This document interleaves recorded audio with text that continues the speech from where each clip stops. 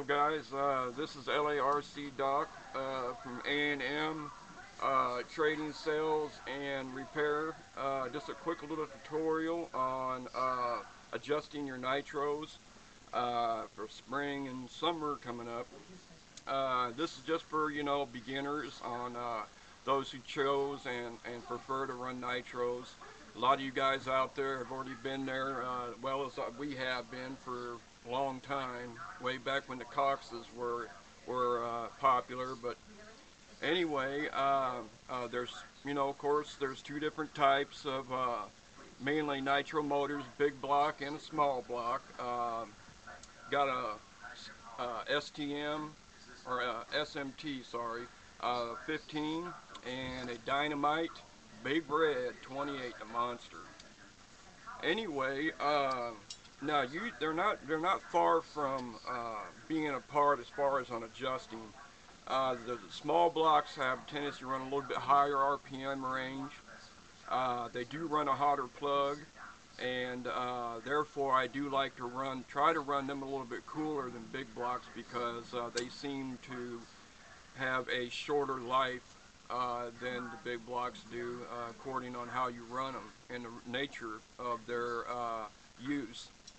Of course, on the big blocks here, and when you buy a big block, after you go in through your break-in procedure, and if you all need help on the break-in, sorry, sir, I'm on your way. As far as the break-in, we can help you out on that. I can do a tutorial on that, and whether you want it on breaking in with heat or just a regular break-in, or we don't do any fast break-ins. We prefer to break ours in with heat. Less wear on the break-in, less metal-to-metal friction, because what happens to metal when you heat it, it expands. But anyway, usually on your settings, okay, if you're going to run a big block, and you've already got in your break-in, you already got it good and broke in.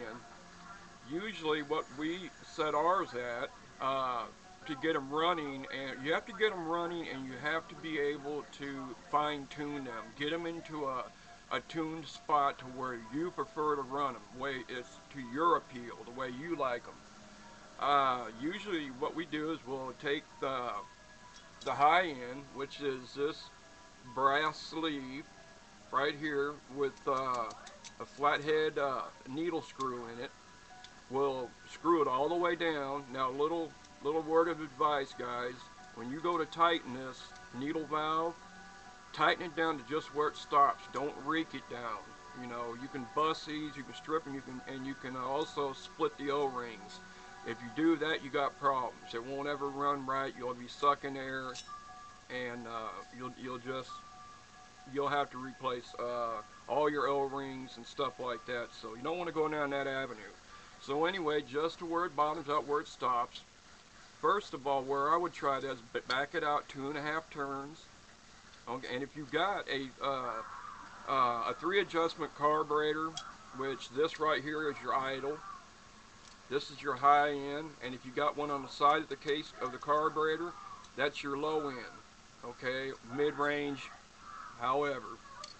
Okay, just this out right here, normal factory settings, where I find them to run the most and what they recommend is you back the brass screw out flush with the casing, and that is a good place to have them. Now, I really don't, if you can run them with your finger and feel if it's pretty well flush, but if you want to hit them right there on a good note, take the side of your screwdriver and run them across flat like this, and you can feel the upraise of your screwdriver, adjust it in a little bit, or if you can't feel it, just play with it to where you think that it's absolutely flush. Take it out 2.5 turns, go ahead and prime it and start it. Okay, let it run for a few seconds, get warmed up, excuse me, and see how the exhaust is looking. If it's puffing a little smoke and stuff, you're in a good range. Once it's warmed up, take it for a shot down the street. If when you first throttle it and it puffs out a good little puff of smoke and you're screaming smoke down the street, you know, you're right around a good area of running your motor cool, and it's most likely in the tuned range. It's best to have a heating gun now, or a temp gun, and if you don't have that, you can pick them up. The best ones I find is at the hardware store. They're the most accurate ones. As a matter of fact, the one I use is it's by IR. It's a real good gun, and it's like I said. Now it's laser. It's got a laser on it where it can actually point you where you're at, or it doesn't. It's got a light on it. It's got Celsius, Fahrenheit, all that, and it was like 30 bucks. Okay, if that's kind of, you know, out of your range, there's cheaper models that don't have the accessories this one does. It just got, you know, shoot it on there and it'll tell you how hot it is. If you don't have one at all, you know, you can do the spit test. And the spit test is just, you got to be fast about it. Put some spit on your finger, tap it on the head, and if it fizzles and pops and runs off, you're running way hot. You're running good and hot. I would suggest riching it, you know, turning it counterclockwise, getting it richened, and let it start cooling down a little bit on its own, and then shut it off after it's cooled down 20 or 30 degrees, and then shut it off, run your piston all the way to below, down to bottom of the crank, and just let it cool. You don't want to leave your piston up at the top, because when your cylinder cools down, it'll cool down only to the circumference of the piston, and you're losing your compression. And you don't want to do that. You know, you want to keep your cylinder where the factory rating, the circumference of the factory, to where, see, they're tapered, and that's what causes your compression. When the piston runs up in there, it gets tighter because it's going into a tighter area. When you leave your piston up there, what it does is it flares the top out, the circumference of the piston, and then you don't hardly got much compression, and you got to have compression to compress the fuel to make it fire. But anyway, that's another day. Anyway, so if it's not trailing a nice little stream of smoke, you know, I'm not talking about fumigating the place, guys. You know, it most likely wouldn't run under that condition anyway.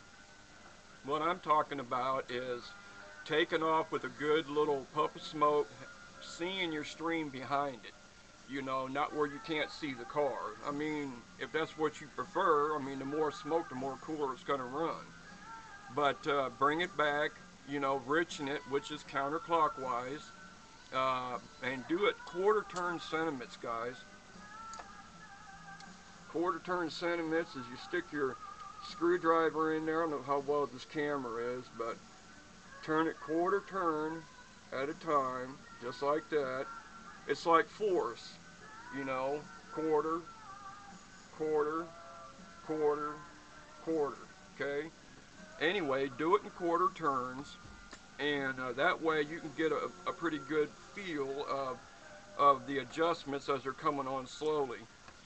When you get to the point to where it's trailing that smoke and it's got good acceleration, good power, and it comes back to you and it's idling good, and your temperature's good, you're there. Now, when you go to shut it off, get as close to the nipple as you can, the brass nipple where your line's hooked up at. Either get a little pair of needle nose or your fingers, and don't burn your fingers, guys. It gets hot down in there. But anyway, pinch the flow off, and if your motor picks up idle, picks up RPM, you know, and it's like, wow, and then it dies, you're pretty well in tune. You know, I would leave it there. So on your small blocks are not much different.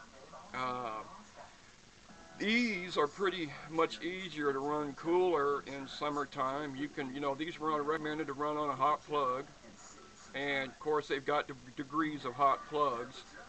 I usually run a mid temp on mine, and you know, same thing as the big blocks. A nice little trail of smoke. You know, constantly check your temperature. Your temperature is most important.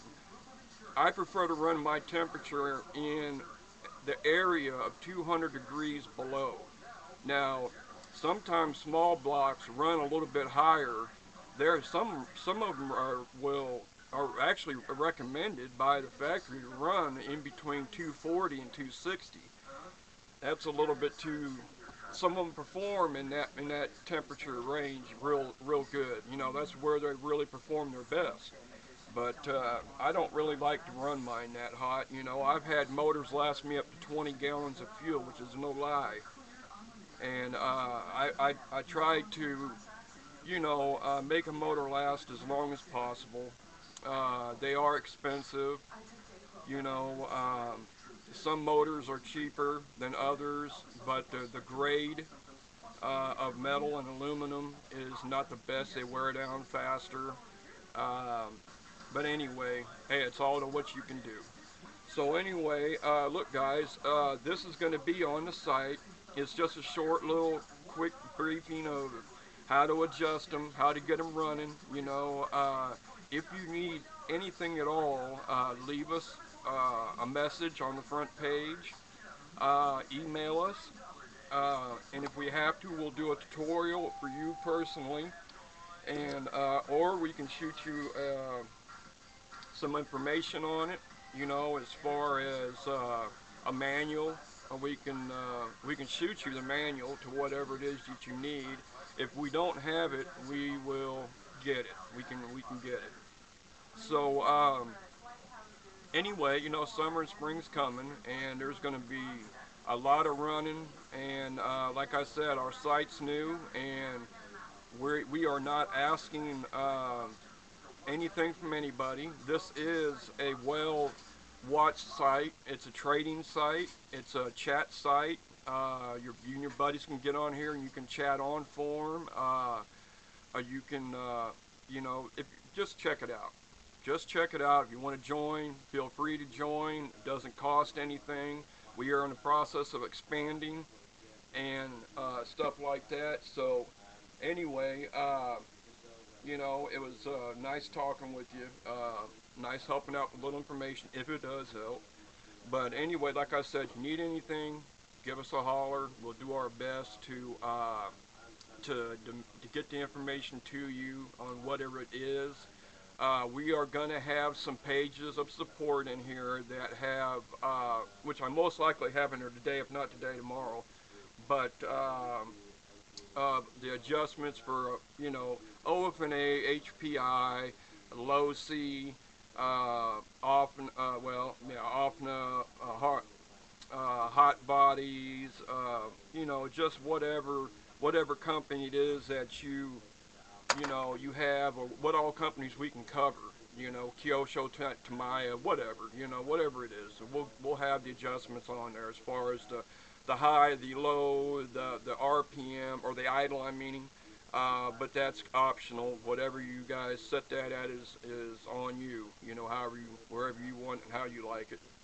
But we'll do our best to supply information for you. So all you got to do is get on site, you know, look at them, write them down. And we'll have other sites that you can pop onto that will have information for you, or parts that you need. There's a lot of guys looking and fishing around for parts. We do carry a lot of parts. Most of mine are used, but like new. I do have new parts, but mainly we are repair, you know, and we are team A&M, so mainly we are a repair and running shop. We like to race, and you know, but anyway, I'm not going to get into all that and waste a lot of your time. It's just a little brief note to let you know that the site is new, and we're going to be providing as much information as we can for you to help you guys out. So we want to gain as much members as we can, you know, and just have a blast. Enjoy the summer, enjoy all year round. you know, best to you. Like I said, if you need anything, let us know. We'll do what we can for you. Later on.